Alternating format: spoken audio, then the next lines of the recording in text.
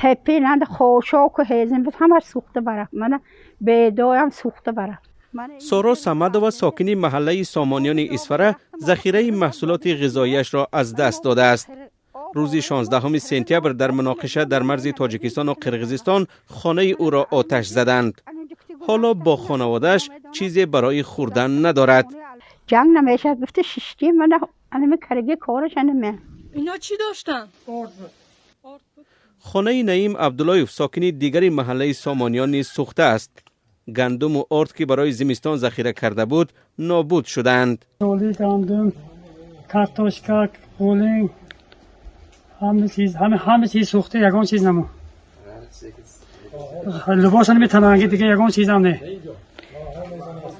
کم جنگ شد سهرش بونده همه. مستوره فایزووا اون روز از ده فرار کرده بود. همه چیز همه خونه به در اوره.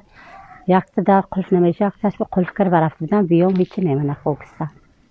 دوستانه با یک تا این فرزند ما 7 خونه ایمان. عمر مرادوف با 7 فرزندش بی سرپناه مانده است. او جای برای زیستن ندارد. 4 تا همسایه ها همه برابر علاق سلام. خونه به در آمده درای شکسته علاق سلام. مقامات سوخت میگویند نزدیک به 100 خانواده در اسفره در مناقشه روزهای 14 و 17 سپتامبر بی سرپناه ماندند.